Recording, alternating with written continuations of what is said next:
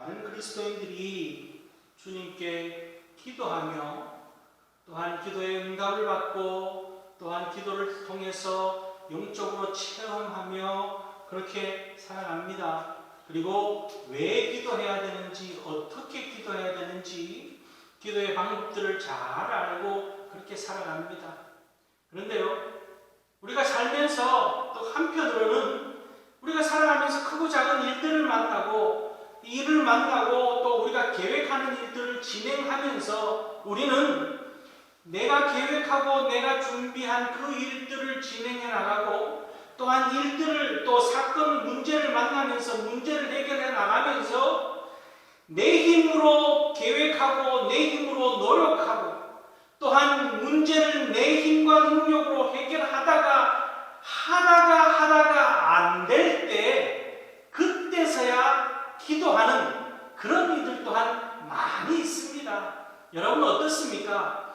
기도를 최선의 방법, 최고의 방법, 제일 우선의 방법에 놓고 무슨 일을 하든지 계획한 일들을 실천하기 전에 계획하는 단계에서부터 계획하기 전부터 하나님 앞에 기도하고 기도의 응답으로 계획을 하고 기도의 응답으로 진행해 나갑니까? 아니면은 하다가 안 되면 그때 가서 기도합니까? 문제를 만났을 때 문제를 놓고 가장 먼저 하나님 앞에 기도하며 문제가 해결되어지기를 간구합니까? 아니면 내 방법대로 다 해보고 나서 수단과 방법이 다 통하지 않을 때 그때 가서 최후의 방법으로 기도하고 계십니까? 오늘 우리는 기도를 먼저 해야 된다는 것을 알면서도 그러지 않은 경우들 또한 참 많이 있습니다. 오늘 아브라함의 모습 속에서 기도의 모습이 어떠해야 되는지를 우리에게 잘 보여주고 있는 그런 모습입니다. 오늘 창세기 18장 이하의 말씀에서는요, 아브라함이 하나님 앞에 중보하며 기도하는 그런 기도의 모범을 보이고 있는 것을 볼 수가 있습니다.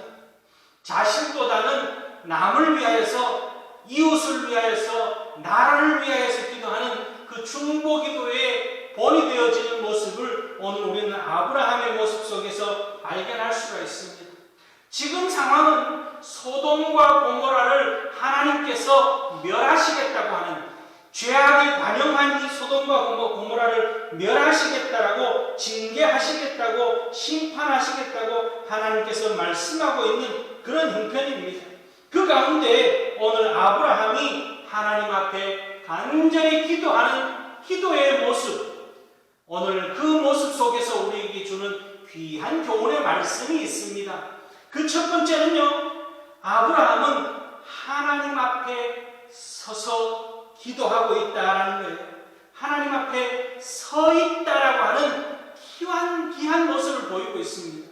22절 말씀을 보면요, 그 사람들이 거기서 떠나 소돔으로 향하여 가고 아브라함은 여호와 앞에 그대로 섰더니 이렇게 말하고 있습니다. 오늘 하나님께서는 심판이 임하기 전에 천사들을 보내서 소돔과 고모라 땅의 정확한 형편을 다 살피도록 하고 있습니다.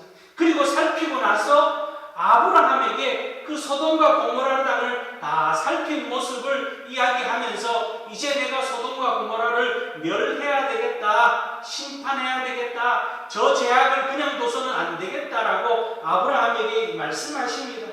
그 이야기를 들은 아브라함이 오늘 23절 말씀을 보면은 아브라함이 가까이 나아가 이르되 주께서 의인을 악인과 함께 멸하라 하시나이까. 하나님, 소돔과 고모라 땅에 악한 사람들이 많이 있는 줄 압니다. 그런데 그 가운데 선한 사람도 있지 않습니까? 악한 사람들이 훨씬 더 많겠지만은 그 악한 사람들을 멸하다 보면은 선한 사람들도 다칠 수 있습니다.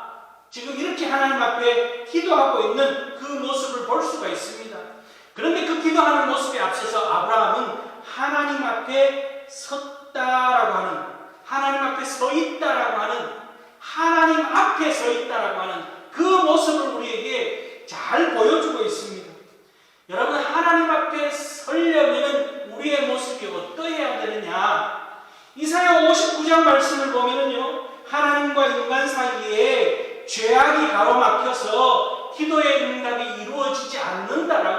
59장 1절 2절 말씀에 그렇게 말하고 있습니다. 죄가 우리 가운데 들어옴으로 인해서 우리는 하나님 앞에 설 수 없는 존재가 되어졌고, 하나님과 우리 사이에는 죄라는 것이 죄로 인해서 장벽이 생겨졌다는 겁니다. 다시 말하면 하나님 앞에 서려면은 이 죄의 장벽을 걷어내지 않으면은 우리는 하나님 앞에 설 수 없다는 거예요. 거룩한 모습으로 우리가 하나님 앞에 나아가지 않으면은 우리는 하나님을 대면할 수 없고 우리의 기도의 응답이 이루어질 수 없음을 말씀하고 있습니다. 즉 오늘 아브라함이 하나님 앞에 서 있다라는 것은 하나님 앞에 성결한 모습으로 섰다라고 하는 그런 모습이기도 합니다. 모든 죄의 문제를 주님 앞에서 다 해결하고 먼저 회개하며 하나님 앞에 용서를 받고 깨끗한 죄 씻음을 받은 모습으로 하나님 앞에 서 있는 모습이 이 아브라함의 모습입니다. 오늘 우리도 마찬가지입니다. 기도의 응답을 받기 위해서는 우리가 먼저 선결되어져야 할, 먼저 행해야 될 것은 나 자신을 돌아보며 하나님과 나 사이에 죄의 장벽이 가로놓여 있지는 않은지, 내가 알게 모르게 지은 죄가 있는지 없는지 하나님 앞에 회개의 기도를 먼저 행하는 것이 우선이라는 거죠. 우리가 하나님 앞에 요구하는 그런 많은 기도를 올립니다. 그 기도에 앞서서 하나님, 내가 하나님 앞에 불충한 모습은 없었는지요?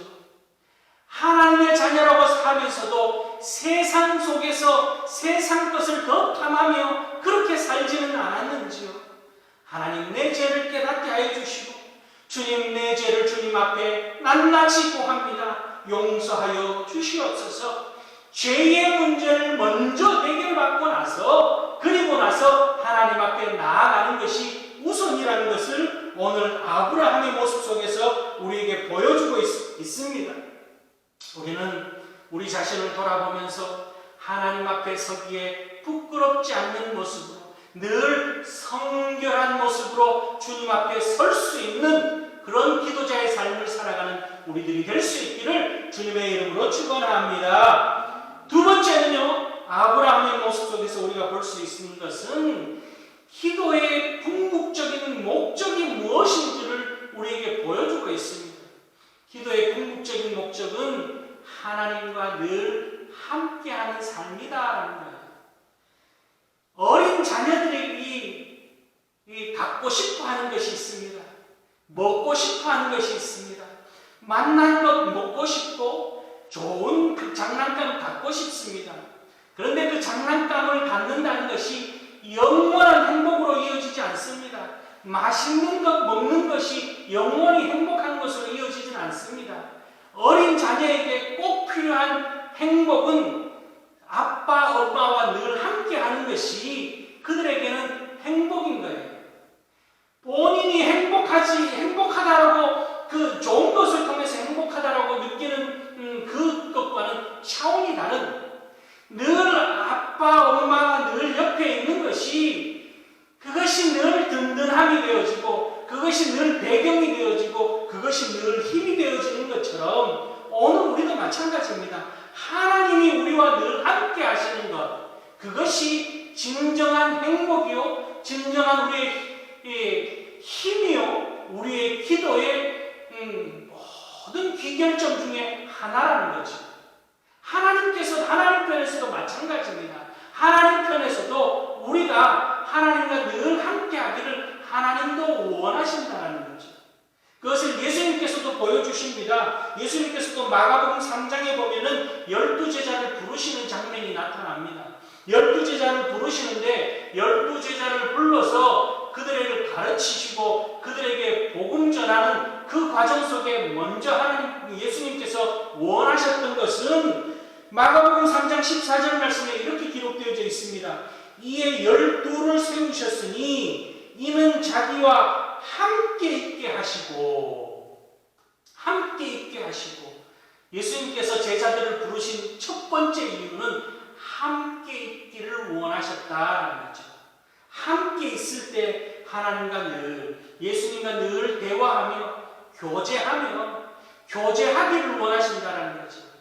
늘 하나님은 우리와 깊은 사귐을 원하시고 계신다는 거예요. 늘 대화하며 우리가 주님이 우리 안에, 우리는 주님 앞에 늘 기도할 때 하나님 이거 필요합니다. 저거 필요합니다. 이거 주셔야 됩니다. 저거 주셔야 됩니다. 그러기 전에 우리가 하나님 앞에 기도해야 되는 것, 주님 늘 나와 함께하여 주시옵소서. 주님이 늘 내 곁에 계시면은 모든 어려움과 환난과 위험과 그 모든 것으로부터 주님께서 막아주시고 지켜주시고 인도하시고 보호하시며 주님께서는 때를 따라서 깊은 교제를 나누는 거예요. 오늘 우리가 읽은 본문 17절 말씀 보세요. 17절 말씀에 하나님께서 아브라함에게 뭐라고 말씀하십니까? 여호와께서 이르시되 내가 하려는 것을 아브라함에게 숨기겠느냐, 이렇게 말씀하십니다. 하나님과 늘 함께하는 아브라함의 모습이 이런 모습입니다. 하나님께서 뭘 숨기겠냐는 거죠. 아브라함도 하나님 앞에 숨기는 것이 없고 하나님도 아브라함 앞에 숨기는 것 없는 얼마나 은혜로운 삶이요, 행복한 삶이요, 기쁜 삶이겠습니까? 오늘 우리도 마찬가지입니다. 무엇보다도 하나님과 늘 깊은 사귐이 있는 삶, 하나님과 늘 시시때때로 기도로 교통하는 삶, 이 삶이 이루어질 때 그 다음에는 응답이 저절로 따라오는 거예요. 5만 번 기도 응답을 받았던 조지 뮬러 목사님처럼 늘 기도로 교통하는 삶이 있을 때에 응답도 쉽게 이루어지는 겁니다.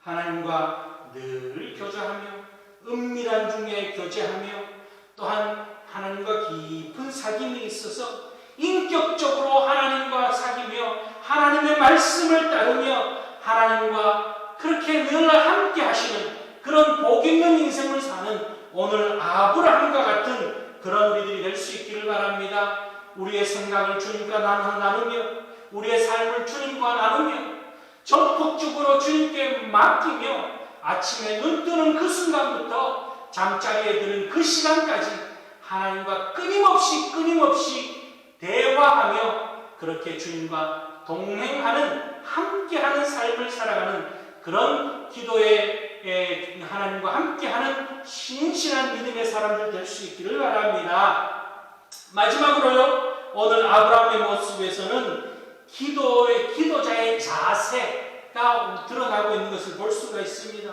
우리가 오늘 읽은 본문 다음 날에 나오는 27절 말씀을 보면은 27절 말씀에 아브라함이 하나님 앞에 뭐라고 이야기하냐면 아브라함이 대답하여 이르되 나는 티끌이나 재와 같사오나, 이렇게 말하고 있습니다. 자신은 티끌이나 재 같은 존재다. 하나님 앞에 기도하고 있는 자신을 티끌이나 재 같은 존재라고. 우주 만물을 창조하신 하나님, 우주 만물의 주인 되시는 하나님 앞에 나는 그런 티끌 같은 존재입니다. 그렇게 자신을 겸손한 모습으로 낮추고 있습니다. 왜? 하나님께서 훅 불면 날아가는 그런 존재이기 때문에 오늘 내 생명을 걷어가시면 나는 갈 수밖에 없습니다. 이 땅에서 영원한 삶을 누릴 것 같지만 그러나 주님이 불러가시는 한순간에 주님 앞에 가야 되는 것이 우리 인생입니다. 누가복음에 보면 예수님께서 한 부자를 비유로 들고 있습니다. 보면은 부자가 농사를 잘 지어서 풍년이 들었습니다. 그리고는 풍년이 든 그 곡식을 창고에 들이고 그리고는 이제 풍요롭게 잘 살아보자라고 할 때 그렇게 말씀합니다. 누가복음 12장 20절 말씀에 하나님은 이르시되 어리석은 자여 오늘 밤에 내 영혼을 도로 찾으리니 그러면 내 준비한 것이 누구의 것이 되겠느냐, 이렇게 말하고 있습니다. 우리의 영혼도 주님의 것이요, 우리의 범사의 모든 것이 주님의 것이요, 우리의 육체까지도 다 주님의 것이기에 오늘 아브라함은 자신을 그렇게 겸손하게 하나님 앞에 고백하고 있습니다. 나는 티끌 같은 존재입니다. 하나님, 나는 하나님 손에 달려 있습니다. 내 인생 다 하나님 손에 달려 있는 겸손한 모습으로 그렇게 기도하고 있는 것을 볼 수가 있습니다. 여러분, 기도하지 않는 사람들의 모습은 공통된 특징은 뭐냐 하면은 교만한 모습, 그죠? 교만한 모습. 쓸데없는 이 자만심, 자존심이 강한 모습을 가지고 있는 이들이 기도하지 않는 거예요. 내 힘으로 할 수 있다라고 하는 교만과 자만심을 가지고 있을 때는 기도하지 않습니다. 하나님 앞에 겸손하게 내 힘과 내 능력과 내 의지가 아니라 하나님의 능력과 하나님의 역사하심이 내 삶 가운데 임하고 계시고 하나님이 원하시면 모든 것을 하실 수 있습니다. 지금 아브라함은 그 고백하고 있는 거예요. 하나님이 원하시면 모든 것을 하실 수 있습니다라고 자신을 최대한 낮추고 있는 모습이 오늘 아브라함의 모습입니다. 욥도 마찬가지입니다. 욥의 당대의 의인이라고 하는 욥도 욥기 42장 6절 말씀에 욥이 하나님을 만났을 때 이렇게 고백합니다. 그러므로 내가 스스로 거두어드리고 티끌과 재 가운데에서 회개하나이다. 티끌 같은 존재, 재 같은 존재이기에 하나님 앞에 회개합니다. 그렇게 욥도 고백합니다. 예수님을 만났던 베드로도 그렇습니다. 밤새도록 고기를 잡지만은 고기를 한 마리도 못 잡았을 때 주님이 찾아오셔서 그물을 깊은 곳에 내리라 그렇게 말합니다. 고기 잡는 데에 있어서는 베드로가 최고의 전문가임에도 불구하고 예수님의 말씀을 듣고 그물을 깊은 곳에 내립니다. 밤새도록 고기를 한 마리도 못 잡았지만 말씀에 의지해서 그물을 내렸을 때 그물이 찢어질 만큼 고기를 걷어들입니다. 그리고 나서 베드로가 예수님께 뭐라고 말씀합니까? 주님, 나는 죄인입니다. 그렇게 고백합니다. 여러분, 우리가 그 자리에 있었다면 무슨 말을 했겠습니까? 주님, 내가 죄인입니다 라고 이야기했겠습니까? 아, 주님 대단하시네요. 주님 어떻게 그 물고기가 거기인지 어떻게 아셨습니까? 아, 역시 주님 대단하십니다. 이렇게 이야기하는 것이 어떻게 보면은 일반적일 수 있습니다. 그런데 베드로는 주님, 나는 죄인입니다. 그렇게 고백합니다. 그것은 무슨 뜻이냐면은 내가 물고기 잡는 데 있어서는 최고의 전문가임에도 불구하고 내가 물고기를 잡지 못했는데 주님께서는 깊은 곳에 그물을 내리라고 말씀하신 것은 물속까지도 들여다보시는 주님, 물속에 있는 모든 것도 아시는 주님께서 내 속도 다 아시지 않겠냐? 지금 베드로는 그렇게 깨달은 겁니다. 물속을 아시는 하나님께서 사람 속도 아시고 나도 알기 때문에 주님 앞에 서 있는 하나님 앞에 서는 나는 내 속을 아시는 하나님 앞에 내 알을 비춰보니까 나는 죄인이라는 거죠. 주님 아시죠? 물속을 아시는 하나님께서 내 속도 아시지 않습니까? 주님, 나는 죄인입니다. 베드로는 그거를 깨달았다는 거죠. 여러분, 오늘 아브라함이 그러했고 또한 오늘 베드로가 그러하고 욥이 그러했고 이사야 선지자가 그랬고 믿음의 선진들이 그러한 것처럼 주님 앞에 더욱더 겸손한 모습으로 설 수 있는 하나님 앞에 더욱더 겸손한 모습으로 우리를 내려놓을 때 우리는 간절함으로 기도할 수 있다는 거죠. 오늘 이 아브라함이 주님 앞에 간절히 기도하면서 오늘 뭐라 그럽니까? 아브라함이 대답하여 이르되 나는 티끌이나 재와 같사오나 감히 주께 아뢰나이다. 겸손한 모습으로 기도하면서 또 한 가지는 겸손한 자신을 최대한 낮추면서 감히 주께 아뢰나이다 라고 하는 것은 담대함으로 주님께 아뢰고 있는 그런 말씀입니다. 하나님, 나는 죄인입니다. 나는 하나님 앞에 티끌 같은 존재입니다. 그리고는 아무 말도 못하는 그런 모습이 아니라 감히 주께 아뢰입니다. 담대함으로 그렇게 주께 아뢰고 있는 그 모습이 또한 아브라함의 모습입니다. 여러분, 우리가 주님 앞에 기도할 때 겸손한 모습으로 주님은 하실 수 있습니다 라는 믿음의 모습, 겸손한 모습으로 또 한편으로는 담대함으로 강청하는 모습으로 오늘 예수님께서 비유로 드리신 말씀 가운데 한 과부가 재판장에게 간절히 문제 해결해 줄 것을 간곡하게 요청합니다. 그럴 때 재판장이 불의한 재판장이 듣지 않다가 그 과부의 강청함을 듣고 그 모든 것을 해결해 주는 그런 장면이 등장하는 것을 볼 수가 있죠.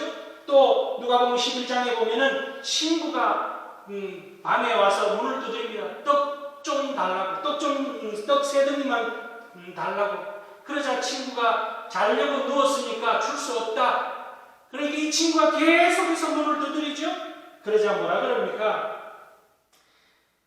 비록 벗됨을 인하여서는 일어나 주지 아니할지라도 그 강청함을 인하여 일어나 그 소용대로 주리라. 그죠? 오늘 아브라함도 간곡하게 하나님 앞에 요청하고 있는 모습이 오늘 아브라함의 모습입니다.